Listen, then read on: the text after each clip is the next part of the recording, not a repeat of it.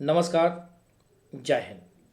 दोस्तों, आखिरकार उत्तराखंड में 17 दिन की मशक्कत के बाद वो 41 श्रमिक वर्कर जो एक टनल में फंसे थे, आखिर उनको बचा लिया गया। क्या सभी सकुशल बचा लिए गए? लेकिन ये घटना क्यों हुई? क्या नेचर हमें कुछ बता रहा है, चेतावनी दे रहा है? अभी हाल ही में कई जगहों पर हिमालय में ये खबरें आई कि हिमालय में कई जगहों पर दरारें पड़ रही हैं, जिनमें जोशीमठ एक बहुत प्रमुख नाम है। कुछ जगहों पर बाढ़ भी आ रही, जैसे हिमाचल प्रदेश में आई थी। क्या नेचर कुछ सावधान कर रहा है कि हिमालय पर आने वाले समय में कुछ आपदा आएगी या कुछ अनहोनी होगी?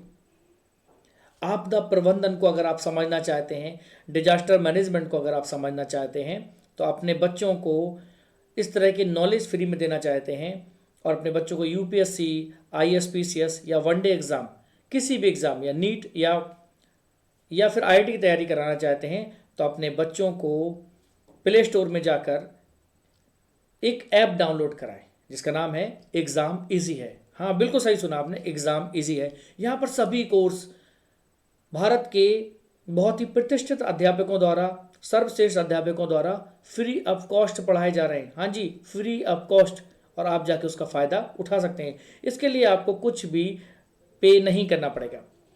चलिए आगे बढ़ते हैं कि ये घटना क्यों हुई। 12 नवंबर वाले दिन दिवाली थी और इस घटना की शुरुआत उसी दिन होती है जब देश दिवाली की खुशियां मना रहा था। लेकिन इस दिन इन 41 मजदूरों के लिए दिवाली की खुशियां नहीं थी। इनके लिए तो कह सकते हैं कि वो मनहूस दिन था।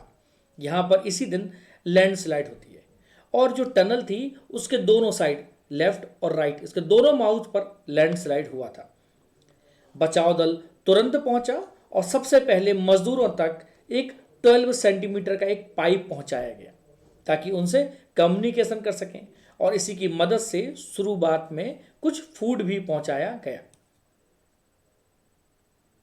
ये एक फिर उन्हें सांस लेने के लिए ऑक्सीजन की जरूरत थी, तो एक अलग से पाइप भेजी गई और इनमें से कुछ लेबर्स के पेट भी खराब हो गए थे, तो उनको मेडिसिन भी दूसरे पाइप के थ्रू पहुंचाई गई।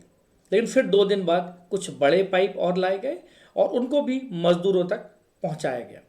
मजदूर लगभग एंट्री गेट से, जो टनल का एंट्री गेट था, उससे लगभग 50 से 60 मीटर की दूरी पर फंसे हुए थे। फिर एक ऑगर मशीन आई।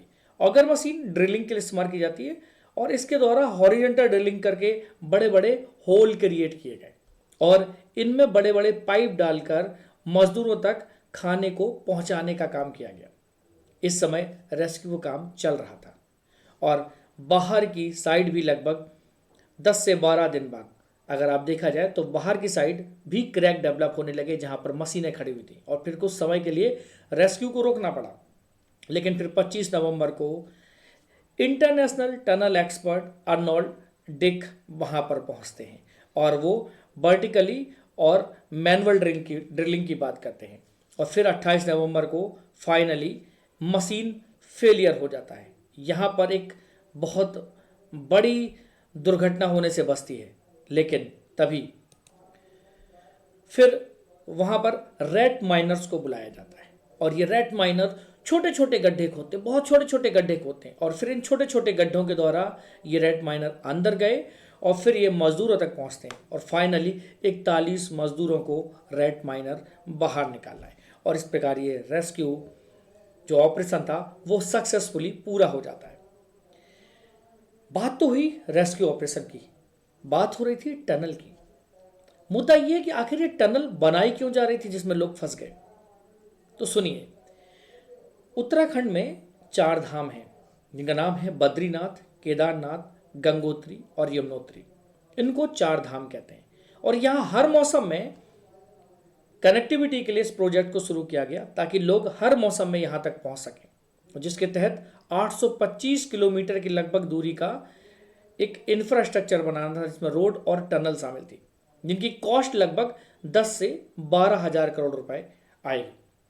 अब उत्तराखंड की जो इकोनॉमी है वो मेनली टूरिस्ट एक्टिविटीज़ पर, खासतौर पर धार्मिक यात्राओं पर निर्भर करती है और हर साल यहाँ करोड़ों लोग आते हैं और इस प्रोजेक्ट की वजह से टूरिज्म और बढ़ेगा रोड एक्सीडेंट्स कम होते, ट्रैवल टाइम घटेगा, फ्यूल कॉस्ट भी कम होगी, लोगों को अब ज़्यादा घूम के नहीं जाना पड़ेगा। इसके साथ साथ पैसेंजर की सेफ्टी भी बढ़ती। और चाइना के अगेंस्ट वॉर की कंडीशन में भी हमको बेनिफिट्स होता, क्योंकि हमारे सैनिक भी यहाँ पर बहुत आसानी से बॉर्डर तक पहुँचने में उनको सुविधा होती। हिमालय दुनिया का यंगेस्ट माउंटेन है, और यंगेस्ट माउंटेन होने का मतलब है कि अभी वो बूढ़ा नहीं हुआ, अभी भी उसमें निर्माण हो रहा है, अभी भी वो बन रहा है। क्योंकि भारतीय प्लेट, हिमालय क्या है, भारतीय प्लेट, ऐसे भारतीय प्लेट, ये भारतीय प्लेट है, ठीक है, और ये क्या हुआ, ये यूरेशियन प्लेट है। This is the Eurasian plate और this is the Indian plate. Indian plate Eurasian plate में ऐसे जाके टकराती है। जब टकराती है तो ऐसे क्या होता है, यहाँ पर उठाव होता है और हिमालय का फॉर्मेशन हुआ। तो यही बात हो रही है कि जो इंडियन प्लेट है अभी भी यूरेशियन प्लेट में धंस रही है। इस वजह से क्या हो रहा है कि हिमालय की ऊंचाई हर साल बढ़ती जा रही है, इसलिए हिमालय अभी भी बन रहा है, और इससे अर्थ क्रस्ट पर प्रेशर इंक्रीज हो रहा है, जिससे यहाँ रोज कई अर्थक्वेक आते हैं। इसके अलावा यहाँ पर एक बड़ी समस्या वाटर की भी है। वाटर किस रॉक में है, किस रॉक में नहीं है, ये किसी को नहीं पता है, जिसकी वजह से यहाँ पर भी ये पता नहीं किस रॉक में कितना प्रेशर है। अब टनल बनाने वाली कंपनी का नाम है वेनर ग्रुप। ये जो वेनर ग्रुप है ये जर्मन और ऑस्ट्रियन कंपनी है। इसने माना था कि यहाँ पर टनल को बनाने में जितने चैलेंजेस उनको बताए गए हैं उससे भी कई ज़्यादा चैलेंजेस आने वाले हैं। इसे टनल को बनाना है कि नहीं, इसके लिए कई सारे लोग कोर्ट पहुंचते हैं। फिर सुप्रीम कोर्ट ने एक कमेटी बनाई थी जहां पर कई इन्वायरमेंटलिस्ट ने सजेस्ट किया था कि यहां पर एक नैरो टनल बनाई जाए। तब जाकर इस टनल को बनाने का काम शुरू करा गया। जब इसके बनाने का काम हुआ तो हिमालय की एक सर्वे किया गया। हिमालय में जो अधिकतर चट्टानें हैं, जो मेजोरिटी ऑफ रॉक्स हैं, वो स्लेट और सिल्ट स्टोन की हैं, जो कि सेडिमेंट्री रॉक्स होती हैं। और यहाँ इन रॉक्स के बीच कई जगहों पर खाली खाली गैप बन जाते हैं, जिसकी वजह से ये रॉक स्टेबल नहीं रह पाती। अगर आपको अब टनल बनानी होगी तो कहीं ये रॉक के बीच में गैप क्रिएट ना हो जाए, तो इस रॉक को सपोर्ट करना होगा या फिर इस रॉक को कसना होगा, इसको टाइट करना होगा, जिससे रॉक क्या करे, कहीं स्लाइड ना कर जाए या कहीं उसमें गैप ना के वो स्लिप ना कर जाए। तो हिमालय में कंस्ट्रक्शन के टाइम पर इन सभी बातों का ध्यान रखना होता है। अगर ये टनल, मान लो अभी तो ये बन रही थी, मान लीजिए टनल ओपन होती, ऑन होती, और इसमें हजारों लोग तब ट्रैवल कर रहे होते और बहुत सारे लोग उस समय फंस जाते। तो अगर कंस्ट्रक्शन अनप्लान्ड होगा, नेचर को चैलेंज देकर ऐसे निर्माण कार्य बनाए जाएंगे, ऐसे इंफ्रास्ट्रक्चर तैयार किया जाएगा, तो बड़ी दिक्कत आ सकती है। भारत ग्रोथ कर रहा है और हमें ग्रोथ करनी भी चाहिए। ग्रोथ को ध्यान रखने के साथ साथ हमें क्लाइमेट और एनवायरनमेंट को भी ध्यान में रखना होगा। इस साल उत्तराखंड में ही लगभग 1270 से ज़्यादा लैंडस्लाइड हुए हैं। हिमालय में कई जगह पर क्रैक डेवलप्स हो रहे हैं, फ्लड, फॉरेस्ट फायर और अर्थक्वेक भी तो नेचर की चेतावनी ही है, और ये हिमालय में लगातार दिखाई दे रहे हैं। हमें इन आपदाओं से, इन डिजास्टर से सीखने की ज़रूरत है, ताकि फ्यूचर में हम इन सभी बातों का ध्यान रखते हुए डेवलपमेंट करें और देश का विकास भी हो सके और साथ ही साथ नेचर का भी प्रोटेक्शन हो सके। बहुत ज़्यादा नेचर डैमेज नहीं होना चाहिए, कम से कम नेचर को नुकसान पहुँचे और देश प्रगति की राह पर आगे बढ़े। हिमालय में बसे हुए जितने भी राज्य हैं, उन राज्यों की इकोनॉमी है वो मुख्यतः टूरिज्म पर डिपेंडेंट है। अगर ये टनल बनेगी तो वहाँ टूरिज्म बनेगा और वहाँ पर हजारों लाखों लोगों को रोजगार मिलेगा। अगर इन पहाड़ी राज्यों में विकास नहीं होगा तो यहाँ के लोग अपनी आजीविका को कमाने के लिए दूसरे राज्यों की तरफ माइग्रेट करेंगे, जिससे दूसरे राज्यों में भी माइग्रेशन की प्रॉब्लम बढ़ेगी, पॉपुलेशन डेंसिटी बढ़ेगी और झुग्गी झोपड़ियों की संख्या बढ़ेगी, और भी कई सारी चीज़ें इसके साथ आएंगी। लाइन ऑर्डर की समस्या होगी, बीमारियां बढ़ेंगी क्योंकि झुग्गी झोपड़ियाँ बढ़ेंगी तो वेल प्लान सिटी का स्ट्रक्चर नहीं हो पाएगा, जिसकी वजह से क्या हो जाएगा, लोग बीमार हो जाएंगे।